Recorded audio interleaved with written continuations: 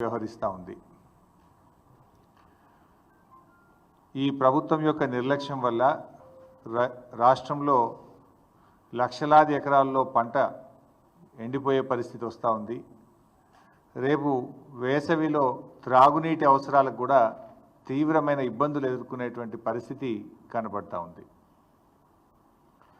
అంటే ఒక సోయిలేని ప్రభుత్వం అధికారంలోకి వస్తే రాష్ట్రానికి ఎంత నష్టం జరుగుతుందో ఇవాళ మన కళ్ళ ముందు స్పష్టంగా కనబడతా ఉంది. రోజు పత్రికల్లో కూడా వార్తలు చూస్తూ ఉన్నాం. సాగర్ కుడి కాలువ నుంచి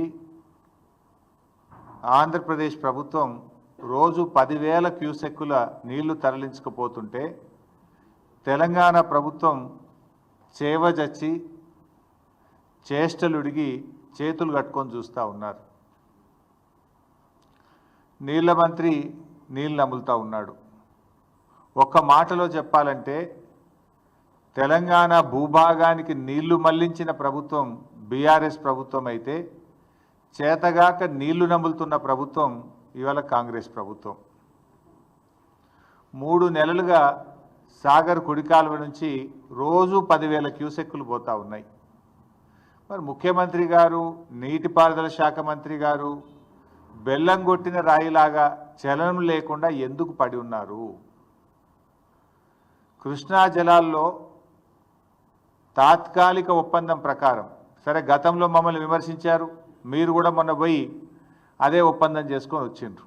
తాత్కాలిక ఒప్పందాన్ని తాత్కాలిక ఒప్పందం ప్రకారంగా ఆంధ్రప్రదేశ్ వాటా 512 టీఎంసీలు, కానీ ఇప్పటికే ఆంధ్రప్రదేశ్ 657 టీఎంసీలు తీసుకుపోయింది. 657 టీఎంసీలు తీసుకపోతే మీ నోరు పెగలడం లేదా అని అడుగుతా ఉన్నా. మిమ్మల్ని ఎన్నుకున్నది ఎందుకు? రాష్ట్ర హక్కులను ఆంధ్రప్రదేశ్కు తాకట్టు పట్టడానికి మిమ్మల్ని రాష్ట్ర ప్రజలు ఎన్నుకున్నారా? గడిచిన 25 రోజుల్లోనే 60 టీఎంసీల నీళ్లు తరలించారు. అంటే దాదాపు రోజుకు 2 టీఎంసీలు నీళ్లు పోతా ఉన్నాయి. అంటే తెలంగాణ నీటి ప్రయోజనాలు కాంగ్రెస్ ప్రభుత్వానికి పట్టవా? ఇవాళ మీ నిర్లక్ష్యం తెలంగాణ పాలిట పెను శాపం కాబోతా ఉంది. ఇవాళ నాగార్జున సాగర్ను మనం ఆ రోజు అసెంబ్లీలో కూడా తీర్మానం చేసినాం.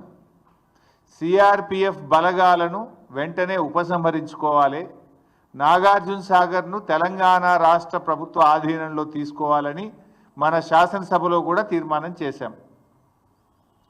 నవంబర్ 30, 2023 నాడు ఏ స్టేటస్ అయితే ఉందో తిరిగి ఆ స్టేటస్లో నాగార్జున సాగర్ ప్రాజెక్టు రెగ్యులేషన్ అంతా తెలంగాణ ప్రభుత్వ ఆధీనంలో తీసుకురావాలని చెప్పి స్పష్టంగా తీర్మానం చేశాం.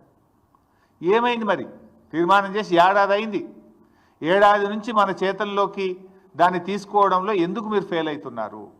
నిజంగా అది మన చేతిలో ఉంటే కుడి కాలువ నుంచి 10,000 క్యూసెక్కులు రోజు వాళ్ళు తీసుకుపోరు కదా. ఆ రెగ్యులేషన్ మీ చేతిలో ఉంటుంది కదా. ఇది మీ చేతగానితనం వల్ల, మీ నిర్లక్ష్యం వల్ల రేపు తెలంగాణకు పెద్ద దెబ్బ తగిలే ప్రమాదం ఉన్నది. ఇవాళ సాగర్ కేంద్ర బలగాల ఆధీనంలో ఉన్నప్పుడు కేంద్ర అనుమతి లేకుండా ఇష్టారాజ్యంగా నీళ్లు తరలించుకుపోతా ఉన్నారు. ఈ విషయాన్ని మరి నువ్వు కేంద్ర ప్రభుత్వాన్ని అడగవు, చంద్రబాబు నాయుడును అడగవు. అంటే నీకు చంద్రబాబు నాయుడు అడగాలంటే నీకు ధైర్యం సరిపోతలేదు, కేంద్ర ప్రభుత్వాన్ని అడిగే దమ్ము నీకు లేదు. ఇప్పుడు అక్కడ ఉన్నది ఏంది? సిఆర్పిఎఫ్ బలగాలు. ఎవరి అవి? కేంద్ర ప్రభుత్వమి. అది ఎవరు రెగ్యులేట్ చేయాలి? కేఆర్ఎంబి. అది ఎవరి ఆధీనంలో ఉంది? కేంద్ర ప్రభుత్వ ఆధీనంలో ఉంది. Then why are you not asking? అటు కేంద్రాన్ని అడిగే దమ్ము లేదు, చంద్రబాబుని అడిగే ధైర్యం లేదు నీకు. మరి నీ నిర్లక్ష్యం వల్ల, మీరు నోరు మెదపకపోవడం వల్ల ఈ రాష్ట్రంలో పంటలు దెబ్బతినే ప్రమాదం ఉంది. ఎగరమంటే విపక్షం మీద వికార భాషలో జానడు ఎగురుతావు. మా మీద ఎగురుతుంటాడు కదా ప్రతిపక్షం మీద. వికారమైనటువంటి భాషలో ప్రతిపక్షాల మీద మాత్రం బాగా ఎగురుతుంటావు. ఎగరాల్సిన చోట ఎగరడానికి చేతనవుతుంది నీకు. ఇప్పుడు ఎగరాల్సింది ఏడను? కేంద్ర ప్రభుత్వం మీద ఎగరాలి, ఆంధ్రప్రదేశ్ యొక్క అక్రమ నీటి వాడకం మీద ఎగరాలి. ఎగరాల్సిన చోట మాత్రం ఎగురుతలేవు, ప్రతిపక్షం మీద విపక్షాల మీద మాత్రం ఎగురుతూ ఉంటావు. వికారమైన భాషలు ఎగురుతుంటావు నువ్వు. ఈడెందుకు ఎగురుతలేవు? తెలంగాణ సాగునీటి త్రాగునీటి అవసరాలకు శ్రీశైలం నాగార్జున సాగర్లో నిల్వ ఉంచాల్సిన నీటిని ఇలా ఆంధ్రప్రదేశ్ తరలించకపోతుంటే నువ్వు ఎందుకు ఎగురుతలేవు? రేపు మనకు ఎన్ని అవసరాలు ఉన్నాయి చెప్తా, డీటెయిల్స్ అన్ని కూడా చెప్తా. ఇప్పుడు వాస్తవానికి ఈ సంవత్సరం కృష్ణాలో ఎన్ని నీళ్ళు వచ్చినాయి? 1010 టీఎంసీల నీళ్లు కృష్ణానదిలో వచ్చినాయి. సరే, మనము టెంపరీగా అడహక్క చేసుకున్న అరేంజ్మెంట్ ప్రకారంగా 6634 ప్రకారంగా ఆంధ్రప్రదేశ్కు 666 టీఎంసీల నీళ్ళు రావాలి.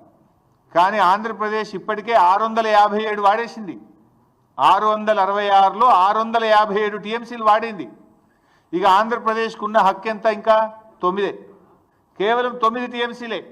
కానీ ఇవాళ కూడా సాగర్ కుడి కాలువలో 10,000 క్యూసెక్కులు పోతున్నాయి, ముచ్చమర్రిలో పోతున్నాయి, పోతిరెడ్డిపాడులో పోతున్నాయి.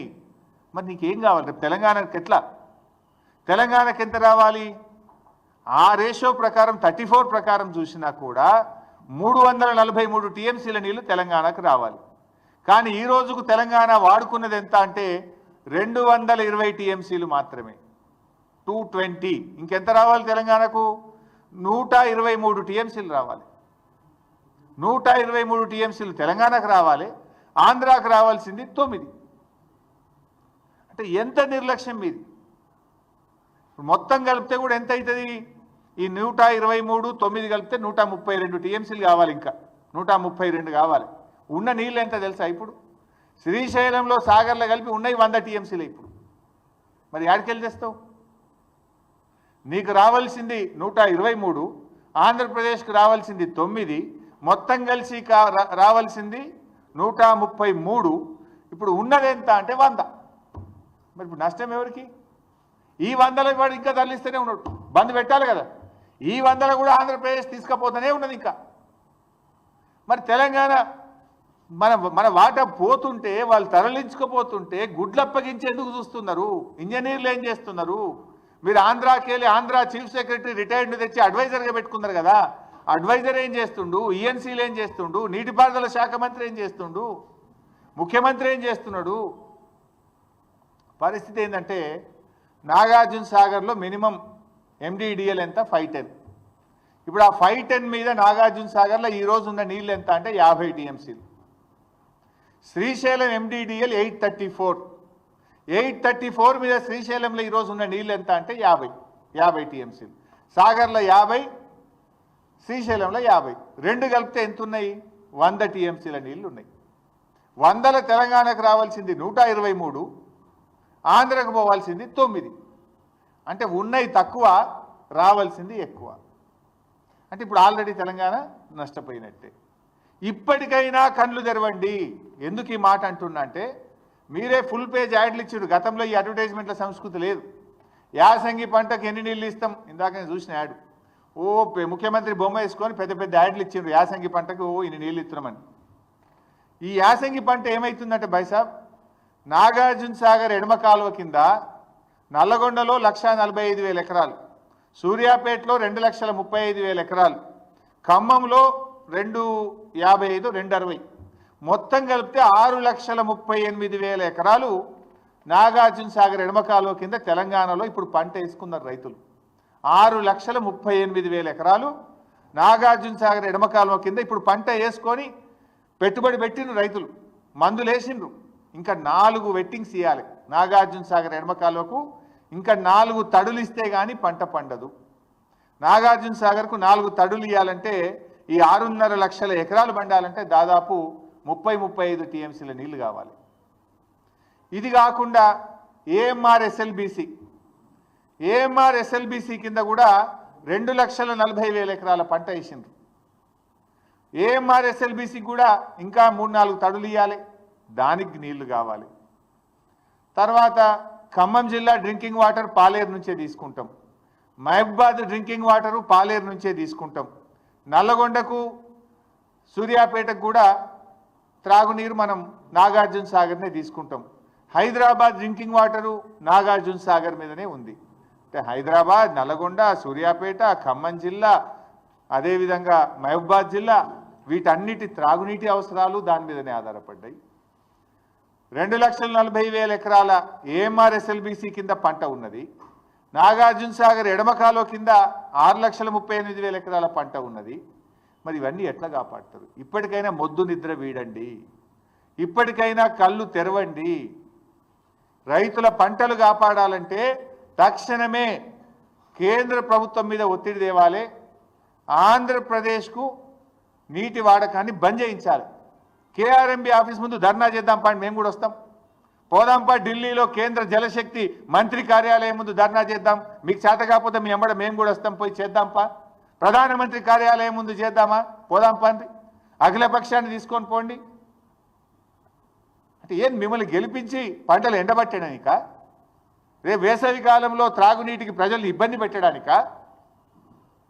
ఇప్పటికైనా ఆంధ్రప్రదేశ్ మిగిలింది 9 టీఎంసీలే, రావాల్సింది మనకు 121, 123, ఉన్నది 100. ఇప్పటికైనా ఏం చేయాలి? తక్షణమే సాగర్ కుడి కాల్వకు నీళ్ళ విడుదల ఆపాలి. ముచ్చెమరి నుంచి నీటిలను ఇంకా తోడుతున్నారు, దాన్ని వెంటనే ఆపాలి. పోతిరెడ్డిపాడు ద్వారా ఇంకా నీళ్లు తరలిస్తున్నారు, దాన్ని వెంటనే ఆపాలి. ఈ ఉన్న 100 టీఎంసీలన్నా మనం తెచ్చుకుంటే ఆ కల్వకుర్తి కానీ, నెట్టంపాడు కానీ, భీమా కానీ, కోయిల్ సాగర్ కానీ, ఏఎంఆర్ ఎస్ఎల్బిసి కానీ, సాగర్ ఎడమ కాలువ కానీ, ఈ మహబూబ్ నగర్, నల్గొండ, ఖమ్మం, హైదరాబాద్ త్రాగునీటి అవసరాలకు కొద్దో గొప్పో మనం సర్దుకొని వ్యవహారాన్ని నడిపించుకునే అవకాశం ఉంటుంది. లేకపోతే మీరు ఇట్లనే మొద్దు నిద్రపోతే ఇటు ఖమ్మం, నల్గొండ, మహబూబ్ నగర్లో పంటలు దెబ్బతింటాయి. ప్రజలకు రేపు త్రాగడానికి కూడా నీళ్లు లేక ఇబ్బంది పడే పరిస్థితి వస్తుంది. ఇది ముమ్మాటికి కాంగ్రెస్ ప్రభుత్వ వైఫల్యము. ఈ ప్రభుత్వం చేష్టలుడికి చూస్తున్నది, మొద్దు నిద్రపోతున్నది. కనుకనే ఆంధ్రప్రదేశ్ తన ఇష్టం వచ్చినట్టుగా నీటిని ఇవాళ తరలిస్తూ ఉన్నది. ఆలోచించండి, ఇప్పటికైనా మొద్దు నిద్ర వీడండి. మీకు చేత కాకపోతే మీ ఎంబడి మేము వస్తాం. ఏడ ధర్నా చేద్దామో చెప్పండి, మేము రావడానికి రెడీగా ఉన్నాం. ఇవాళ ఏమైంది? బీఆర్ఎస్ అధికారంలో ఉంటే ఈ పరిస్థితి వచ్చేదా? ఇవాళ బీఆర్ఎస్ అధికారంలో లేకపోవడం వల్ల, ఇవాళ తన శిష్యుడైన రేవంత్ రెడ్డి అధికారంలో ఉండడం వల్ల చంద్రబాబు నాయుడు గారికి నీటి తరలింపు సులువుగా అయిపోయింది. ఆయనకు ఈజీగా తరలించుకుంటుండు, అడిగేటోళ్ళు లేడు. ఇలా పార్లమెంట్లో కూడా బీఆర్ఎస్ లేకుండా పోయింది.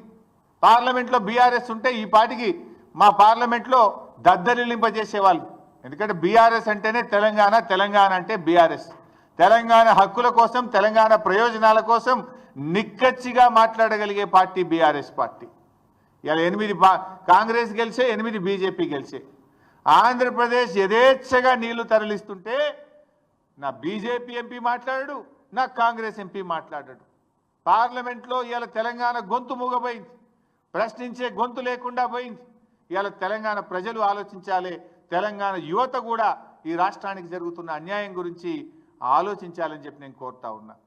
కాంగ్రెస్కు సోయి లేదు, బీజేపీకి ఏమో పట్టి లేదు. దొందే 2 పార్టీలు కలిసి ఇవాళ తెలంగాణకు అన్యాయం చేస్తున్నటువంటి పరిస్థితి ఉంది.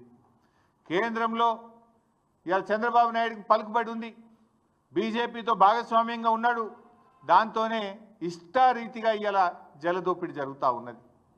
కానీ తెలంగాణ ముఖ్యమంత్రి మాట్లాడాలి కదా, ఈ జలదోపిడీ ప్రశ్నించాల్సింది ఎవరు?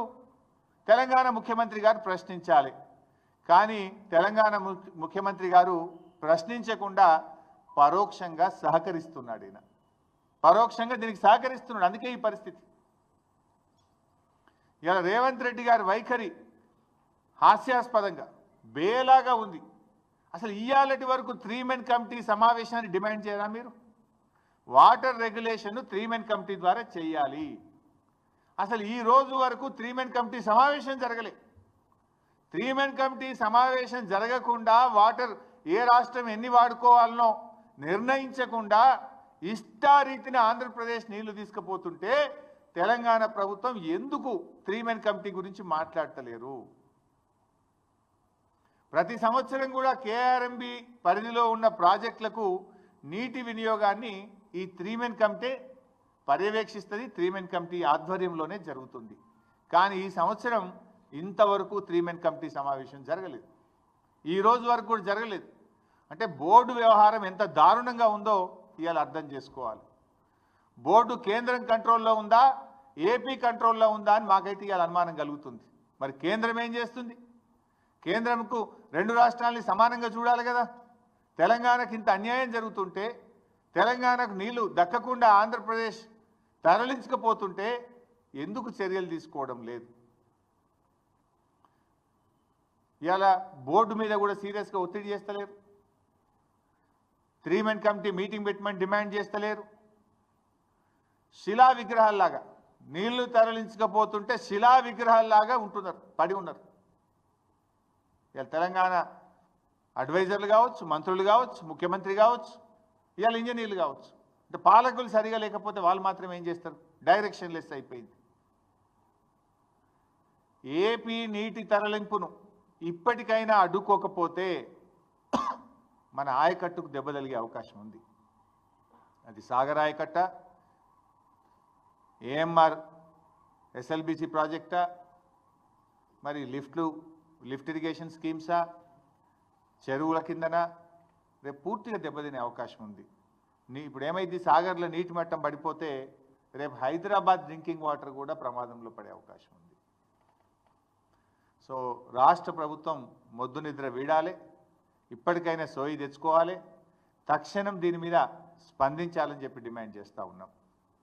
కేంద్రం మీద ఒత్తిడి తీసుకురండి. ఒకవేళ అవసరమైతే అఖిలపక్షాన్ని ఢిల్లీకి తీసుకువెళ్ళండి. అఖిలపక్షం ఆధ్వర్యంలో కేంద్ర జల వనరుల శాఖ మంత్రి ఇంటి ముందు ధర్నా చేద్దామా, ప్రధానమంత్రి కార్యాలయం ఇంటి ముందు ధర్నా చేద్దామా, ఏం చేయడానికైనా మేము సిద్ధం. మేల్కొనండి, రాష్ట్ర ప్రయోజనాలు కాపాడాలని చెప్పి మేము డిమాండ్ చేస్తూ ఉన్నాం. ఇలా బీజేపీని కూడా అడుగుతా ఉన్నా నేను. మీరు కూడా 8 ఎంపీలు గెలిచింది కదా, మరి బీజేపీ 8 ఎంపీలు, 2 కేంద్ర మంత్రులు ఈ రాష్ట్రం నుంచి ఉన్నారు. ఎందుకు? ఎతుకదినడానికా లేక మొత్క సావనికా? దేనికోసం? 8 ఎంపీలు, 2 కేంద్ర మంత్రులు ఉంటే ఏం లాభం? కేంద్ర మంత్రిగా కిషన్ రెడ్డి గారు ఉండి ఏం చేస్తున్నారు? నేను అడుగుతా ఉన్నా. ఇప్పుడు కిషన్ రెడ్డి గారు మీరు నీళ్లు తెస్తారా, లేదా ఆంధ్రప్రదేశ్ ఒత్తిడికో చంద్రబాబు నాయుడు గారు ఒత్తిడికో నీళ్లు నములుతారా? తెలుసుకోవాలి కిషన్ రెడ్డి గారు. ఇప్పుడు పదవులు దేనికోసమండి? రాష్ట్రంలో ఏ ప్రజలైతే మిమ్మల్ని ఎన్నుకున్నారో ఆ రాష్ట్ర రైతులకు, ఆ రాష్ట్ర ప్రజలకు వాళ్ళ అవసరాలు తీర్చడానికి పదవులు. మరి అక్కర్రాని ఆ పదవులు ఉంటేం లాభం, లేకపోతే ఏం లాభం? రాష్ట్ర హక్కులు కాపాడలేని పదవులు ఉండి ఏం ప్రయోజనం అని నేను అడుగుతా ఉన్నా. మీరు చాలా సీనియర్, దయచేసి రివ్యూ చేయండి. రాష్ట్ర ప్రభుత్వం ఫెయిల్ అయిపోయింది. ఈ రాష్ట్రం నుంచి కేంద్ర మంత్రిగా ఉన్న మీరైనా స్పందించండి. You rise to the occasion to protect the interest of Telangana. సందర్భం వచ్చినప్పుడు నిలబడాలి, రాష్ట్రం కోసం నిలబడాలి, గట్టిగా పోరాటం చేయాలి. మీ గనబట్టలేదా ఆంధ్రప్రదేశ్ ప్రభుత్వం చేస్తున్న జలదోపిడి? కిషన్ రెడ్డి గారు కనబట్టలేదా? రేపు సాగర్లో నీళ్లు తగ్గితే మీరు ప్రాతినిధ్యం వహిస్తున్న సికింద్రాబాద్ పార్లమెంట్ నియోజకవర్గ ప్రజల త్రాగునీటి అవసరాలు కూడా ఇబ్బందుల్లో పడతాయి. కృష్ణా బోర్డు మీ పరిధిలోనే ఉంది కదా కిషన్ రెడ్డి గారు, మీరు రివ్యూ చేయండి. కేంద్ర ప్రభుత్వ పరిధిలోనే కృష్ణా బోర్డు ఉంది. హైదరాబాద్ వస్తున్నారు కదా, పిలవండి కేఆర్ఎంబీని. 3 మెన్ కమిటీ ఎందుకు ఈసారి సమావేశం కాలేదు? కేఆర్ఎంబీ అనుమతి లేకుండా 3 మెన్ కమిటీ నిర్ణయించకుండా 666 టీఎంసీల నీళ్లను ఆంధ్రప్రదేశ్ ఎట్లా తీసుకుపోయిందో ప్రశ్నించండి. ఎందుకు అడగరు మీరు? మీ ప్రతాపం ఎంతసేపు మా మీదనేనా? రాష్ట్ర ప్రయోజనాలు కాపాడడం మీద మీ ప్రతాపం చూపండి, మీ సత్తా చూపండి. ఈ రాష్ట్ర ప్రయోజనాలు కాపాడండి. సో ఈరోజు సిఆర్పిఎఫ్ బలగాలు కూడా తక్షణమే తొలగించాలని కూడా నేను కిషన్ రెడ్డి గారిని కోరుతా ఉన్నా. ఇప్పుడు శ్రీశైలం ఏమో ఆంధ్రప్రదేశ్ కంట్రోల్లో ఉంది, తెలంగాణ కంట్రోల్లో ఉన్న నాగార్జున సాగర్ను సిఆర్పిఎఫ్ కంట్రోల్లో ఎట్లా పెట్టారు? అయితే శ్రీశైలంను కూడా సిఆర్పిఎఫ్ తీసుకోండి. లేదు, ఆ రోజు మేము అసెంబ్లీలో తీర్మానం చేసినాం, 10 ఏళ్ళు కేసీఆర్ గారు ఎట్టి పరిస్థితుల్లో కేంద్ర బలగాలకు ఇవ్వము, సెక్షన్ 3 కింద నీటి పంపిణీ జరగాల్సిందే, మా ప్రాజెక్టుల వారీగా నీటి కేటాయింపులు జరిగినాకనే మేము కేఆర్ఎంబీకి ప్రాజెక్టు ఇస్తామని 10 ఏళ్ళు కూడా సాగర్ను తెలంగాణ ప్రభుత్వ ఆధీనంలోనే ఉంచుకున్నాం. సో నవంబర్ 30న ఆనాటి ఆంధ్రప్రదేశ్ ప్రభుత్వం అక్రమంగా తీసుకుంటే ఎన్నికల ఫలితాలు వచ్చినాయి, మీరు గెలిచిండ్రు, అసెంబ్లీలో తీర్మానం చేసినాం, మీరు గట్టిగా కేంద్ర ప్రభుత్వాన్ని అడగడం చేతనైతలేదా? మీ ఎంపీలు 8 మంది ఉన్నారు పార్లమెంట్లో, మాట్లాడరా మీరు? అది ఎందుకు మరి తెలంగాణ తీసుకోవద్దు? సో నేను కిషన్ రెడ్డి గారిని కోరుతా ఉన్నా, తక్షణమే సిఆర్పిఎఫ్ బలగాలు తొలగించి నాగార్జున సాగర్ ప్రాజెక్టును తెలంగాణ ప్రభుత్వ ఆధీనంలోకి తేవాలి. అది తెలంగాణ ఆధీనంలో ఉందనుకో, సాగర్ కుడికాలువ నీళ్ళు ఇడిచేది ఎవరు? తెలంగాణ ప్రభుత్వం ఇవ్వాల్సి వస్తుంది. ఇష్టం వచ్చినట్టుగా నీళ్లు పోవడానికి రేపు అవకాశం ఉండదు. మేమేం అక్రమంగా నీళ్ళు అడుగుతలేము, న్యాయబద్ధంగా తెలంగాణకు రావాల్సిన నీళ్లు కూడా రాకుండా పోతున్నాయి. ఈ సంవత్సరం 343 టీఎంసీలు రావాల్సి ఉంటే 220 మాత్రమే వచ్చినాయి. ఇంకా 123 టీఎంసీలు తక్కువైపోయినాయి మనకు. అటు పంటలు ఉన్నాయి, తాగునీటి అవసరాలు ఉన్నాయి. అందువల్ల కేఆర్ఎంబిని రివ్యూ చేయాలి, సిఆర్పిఎఫ్ బలగాలు తొలగించి సాగర్ ప్రాజెక్టును యథావిధిగా తెలంగాణ ప్రభుత్వ పరిధిలోకి తేవాలి. దీనికి రాష్ట్ర ప్రభుత్వం కూడా గట్టిగా అడగాలి.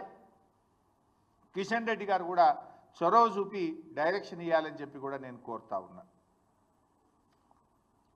ప్రాజెక్టుల అనుమతి, ఇలా రాష్ట్ర ప్రభుత్వం ప్రాజెక్టులకు అనుమతులు సాధించడంలో కూడా పూర్తిగా ఫెయిల్ అయిపోతూ ఉంది.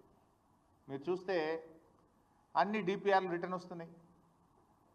ఆనాడు బీఆర్ఎస్ ప్రభుత్వం ఉన్నప్పుడు మేము చెనాక కొరాటాకు అనుమతి తెచ్చినాం, చిన్న కాళేశ్వరంకి అనుమతి తెచ్చినాం, చౌటుపల్లి హనుమంతరెడ్డి ప్రాజెక్టుకి అనుమతి తెచ్చినాం, గూడెం లిఫ్ట్ ఇరిగేషన్కి అనుమతి తెచ్చినాం, మోడికుంట వాక్కు అనుమతి తెచ్చినాం, కాళేశ్వరం ప్రాజెక్టుకు అనుమతి తెచ్చినాం. ఇట్లా చాలా ప్రాజెక్టులకు మేము అనుమతులు తెచ్చినాం. మీరు వచ్చి 15 నెలలు అయింది, అనుమతులు తేలే కదా. ఆల్రెడీ మేము ప్రాసెస్లో పెట్టి చివరి దశలో ఉన్నటువంటి ప్రాజెక్టులకు అనుమతులు తేవాల్సింది పోయి డిపిఆర్లన్నీ వాపసు వస్తూ ఉన్నాయి. ఇలా పాలమూరు ఎత్తిపోతల పథకం డిపిఆర్ రిటర్న్ వచ్చింది, వార్దా ఎత్తిపోతల పథకం డిపిఆర్ రిటర్న్ వచ్చింది, కాళేశ్వరం 3rd టీఎంసీకి సంబంధించిన డిపిఆర్ వెనక్కి వచ్చింది, సీతమ్మ సాగర్కు అన్ని అనుమతులు తెచ్చినాం. ఆ టీఏసీలో మొన్న క్లియరెన్స్ వస్తే అయిపోయేది, లాస్ట్ అనుమతి అది. 14-15 అనుమతులు వచ్చిన తర్వాత చిట్ట చివరి అనుమతి టీఏసీ. ఆ టీఏసీలో మొన్న డెఫర్ అయిపోయి అది కూడా పక్కకు పడ్డది.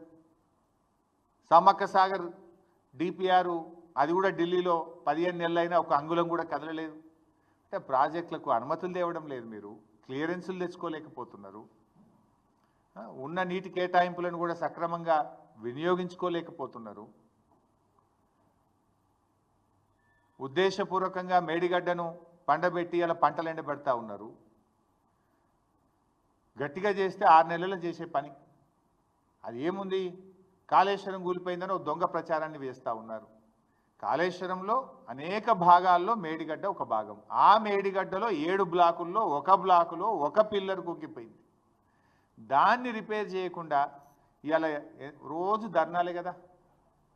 ఇవాళ వరంగల్ జిల్లాలో ధర్నాలు అవుతున్నాయి, సూర్యాపేట జిల్లాలో ధర్నాలు అవుతున్నాయి, అనేక చోట్ల కూడా నీళ్లు సరిపోక రైతులు ఇవాళ రోడ్ల మీదకి వస్తున్న పరిస్థితి. ఈవెన్ నా సిద్దిపేట జిల్లాలో కూడా ధర్నాలు అవుతున్నాయి, నీళ్ళు సరిపోవడం లేదు.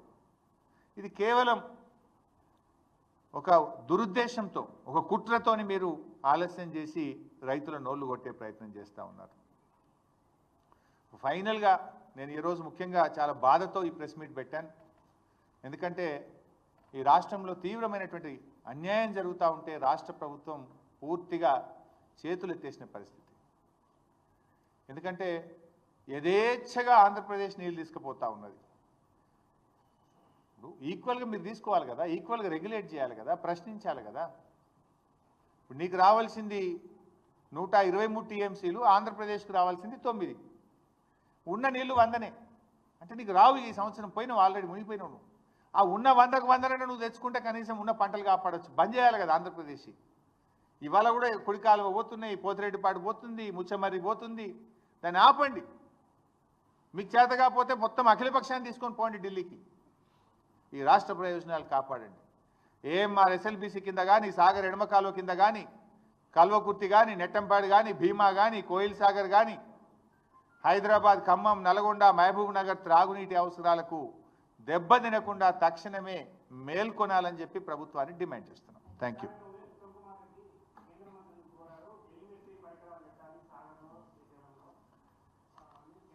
ఎన్ని రోజులు కోరుతావు నాయన? కోరు పెట్టు, వద్దంటలేను. మరి పోయే నీళ్ళ సంగతి ఏంది? ధర్నా చేసేది ఉండే ఉత్తమ్ కుమార్ రెడ్డి, ఆ జలవనరుల శాఖ మంత్రి ఇటు కూడా ధర్నా చేస్తే మంచుకుంటుండే. నీళ్లు పోతున్నాయి కదా, అసలు మాట్లాడాల్సింది ఇది కదా. ఉత్తమ్ కుమార్ రెడ్డి జిల్లా, నల్గొండ జిల్లా సాగర్ ఎడమ కాలువకే నీళ్ళు తక్కువ పడే పరిస్థితి ఉన్నది. రేపు సాగర్ ఎడమ కాలువ నీళ్ళు ఆయన కాన్స్టిట్యున్సీకే పోతాయి. ఇప్పటికైనా మేల్కొనకపోతే వాళ్ళ నల్గొండ జిల్లా, ఖమ్మం జిల్లా దెబ్బతినే ప్రమాదం ఉన్నది. నేను రాజకీయాల కోసం మాట్లాడతలేను, రైతుల కోసం మాట్లాడుతున్నాను. కేసీఆర్ గారు ఉండగా ప్రతిరోజు రివ్యూ చేసేవాడు, ప్రతిరోజు ఏం జరుగుతుంది అని గమనించేటువంటి వారు. కానీ ముఖ్యమంత్రి గారు కానీ, ఈ మంత్రి గారు కానీ ఆ పట్టింపు ఉన్నట్టు కనబడతలేదు. మీకు పట్టింపు ఉంటే 657 టీఎంసీలు తీసుకుపోతుంది ఆంధ్రప్రదేశ్. ఇంకా పంట 4 వెట్టింగ్లు 5 వెట్టింగ్లు ఇవ్వాలి. రేపు ఏమంటారు? అరే మాది పొట్టకి వచ్చింది, ఇప్పుడు ఆపుతావా అంటారు. మరి వాళ్ళకు ఆపకపోతే నువ్వు ఎండుతావు. నేను వాళ్ళ ఆంధ్రప్రదేశ్ నోరు కొట్టండో, ఆంధ్రప్రదేశ్కి అన్యాయం చేయమంటలేను. వాళ్ళ రైట్ఫుల్ షేర్ దాటి తీసుకుంటున్నారు. యాక్చువల్ అది రైటే కాదు, అది అడహగ్గా ఆనాటి ఆంధ్రప్రదేశ్ ప్రభుత్వ పుణ్యం. ఏమైంది? ఈ 299 512 ఎందుకు వచ్చింది?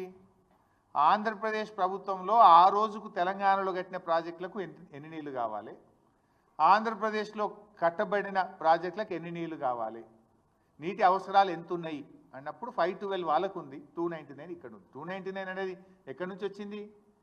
గత పాలకుల పుణ్యం.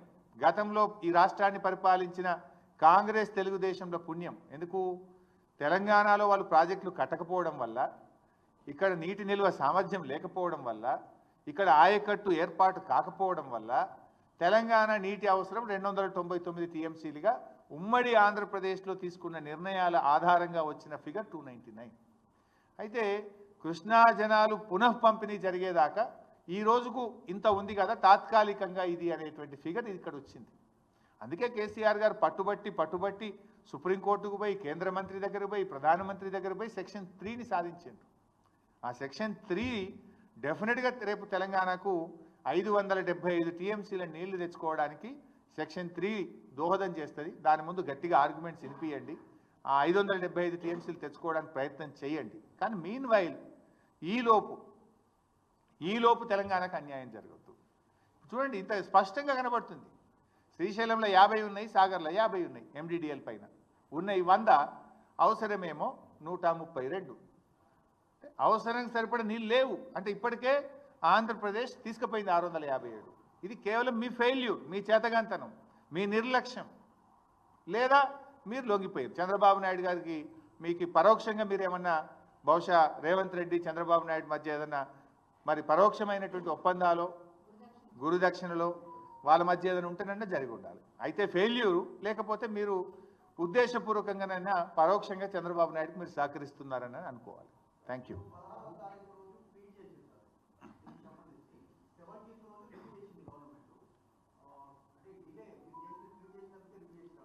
ఎస్, 100%. మీరు మంచి ప్రశ్న అడిగారు. ఈ విషయాన్ని నేను ఇవాళ మాట్లాడతలేను. వాస్తవానికి ఈ పరిస్థితి గమనించి మేము రెగ్యులర్గా ట్వీట్ చేసాం, ప్రభుత్వాన్ని నిద్రలేపే విధంగా ట్వీట్ చేసినాము, ప్రభుత్వానికి చెప్తూ వస్తున్నాము, అలర్ట్ చేసినాం గవర్నమెంట్ను. కానీ రోజు రివ్యూ చేసుకోవాల్సిన ప్రభుత్వం ప్రతిపక్షం తట్టి లేపితే కానీ మొద్దు నిద్ర లేవని పరిస్థితి ఉన్నది ఈరోజు. ఆ తర్వాత కూడా అంత సీరియస్ లేదు బైసాబ్. ఏం చేసిండ్రు? ఏదో ఉత్తరం రాసిండ్రు, కలిసినాము, ఈడి ఉత్తరం రాసిన ఉత్తరాలతోనే అవుతుందా? ధర్నా చేయండి అవసరమైతే, అయితే సాధించండి, లేదా పోరాటానికి రూపకల్పన చేయండి. అయితే మీరు సాధించండి, హక్కులను పరిరక్షించండి. పరిరక్షించలేనప్పుడు కమాన్ లెట్ us ఫైట్. రాజకీయాలు పక్కన పెట్టి రాష్ట్ర ప్రయోజనాల కోసం పోరాడదాం. ఆ పోరాటంలో బీఆర్ఎస్ పార్టీ కలిసి వస్తుంది. Thank you. నా ఇష్యూ డైవర్ట్ అయిపోయింది.